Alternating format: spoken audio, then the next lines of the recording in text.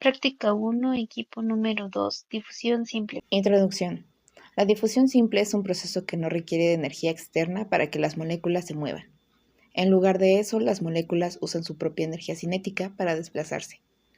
Este movimiento ocurre desde una zona donde hay mayor concentración hacia otra donde hay menor concentración, es decir, siguen un gradiente. Un factor muy importante en este proceso es la permeabilidad de la membrana plasmática. Esta permeabilidad depende del tamaño y del peso molecular de las sustancias. Mientras más pequeñas y ligeras sean las moléculas, más fácil será que atraviesen la membrana. Los objetivos generales propuestos por la práctica son el entender que la difusión es un proceso pasivo que depende del gradiente de concentración de un soluto, comprender la relación entre el peso molecular y el tamaño molecular, entender cómo afecta la concentración del soluto a la velocidad de difusión y comprender cómo afecta el peso molecular a la difusión. Como objetivos personales del equipo tenemos el experimentar con PhysioX para tener una mejor comprensión respecto al tema de difusión simple, en especial sobre la diálisis, usar PhysioX para comprender cómo se efectúa la difusión pasiva de solutos con diferente peso molecular y familiarizarse con la metodología del programa para actividades posteriores. Preguntas prepráctica.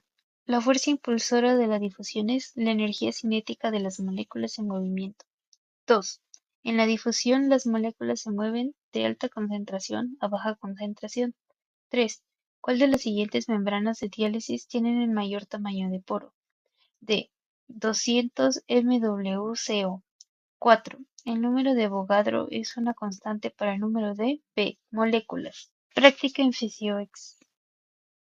Vamos a arrastrar la membrana MWCO al soporte de membranas y vamos a aumentar la concentración de cloruro de sodio a un 9 minimolar.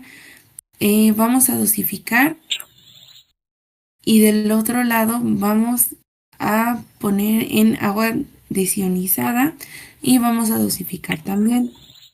Vamos a así ya el recipiente y vamos a poner start, que serían 60 minutos, pero aquí lo va a hacer en 10 segundos.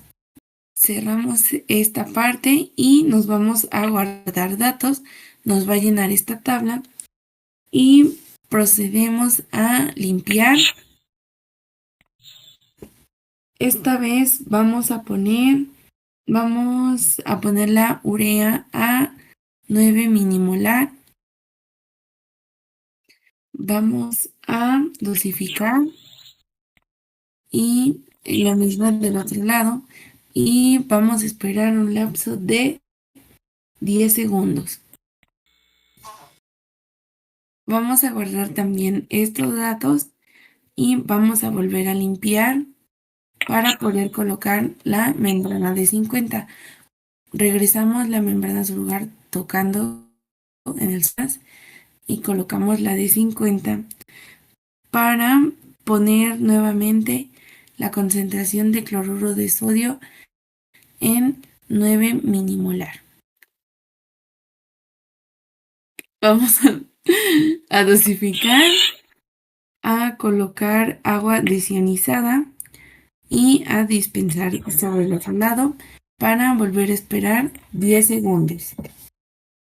Volvemos a guardar datos y esta vez vamos a limpiar y a subir la concentración de 9 a 18 minimolar.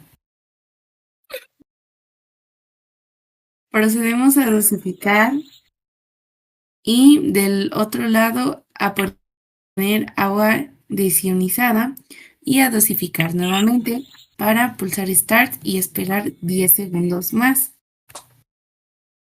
Procedemos también a guardar estos datos. Quitamos la membrana de 50 y limpiamos para poder colocar la membrana de 100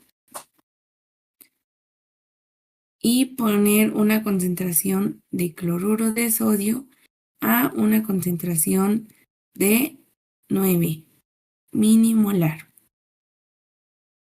Vamos a dosificar, a colocar agua desionizada y a dosificar del otro lado para esperar nuevamente 10 segundos. Procedemos también a guardar estos datos y vamos a aumentar esta vez la concentración de la urea a 9 milimolar. Después de haber limpiado, vamos a dispensar, a colocar agua deionizada y a esperar 10 segundos más. Procedemos a guardar también estos datos, a limpiar y a tocar la membrana de 100 para regresarla al soporte automáticamente y poder colocar la membrana de 200 para así subir la concentración de la glucosa esta vez a 9 milimolar. Vamos a dosificar, a pulsar en agua desionizada y a dosificar del otro lado para esperar 10 segundos. Vamos a guardar también estos datos y vamos a limpiar para esta vez subir la concentración de albumina a 9 milimolar. Vamos a dosificar, a colocar agua desionizada y a dosificar.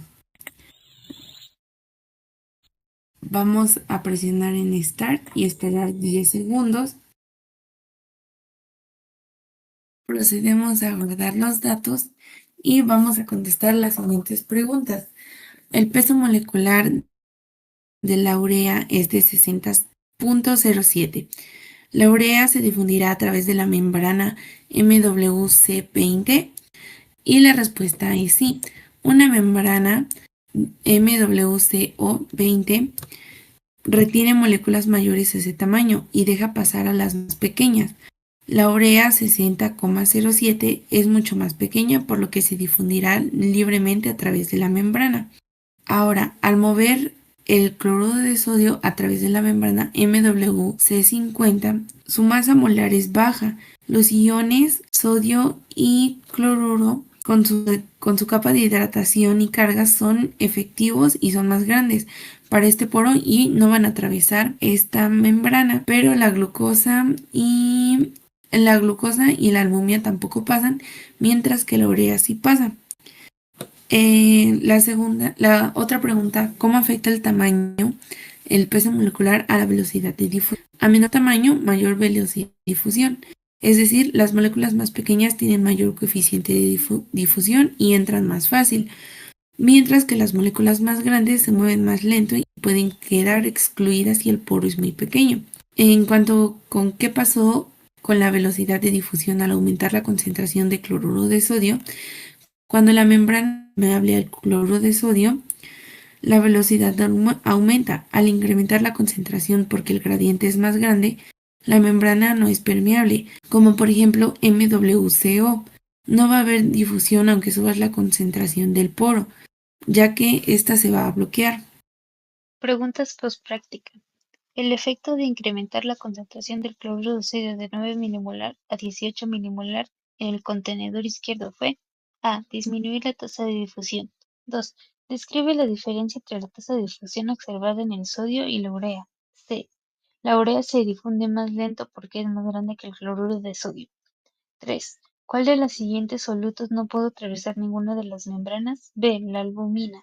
4. Cuando la difusión se detiene, decimos que la solución ha alcanzado el equilibrio.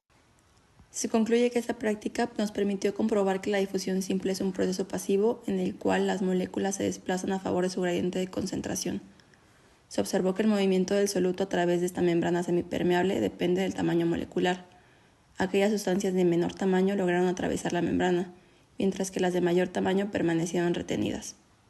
Esos resultados permiten entender cómo funcionan fenómenos fisiológicos básicos, como el intercambio de gases y nutrientes en las células, así como la importancia de la membrana plasmática y sus cualidades selectivas. Muchas gracias.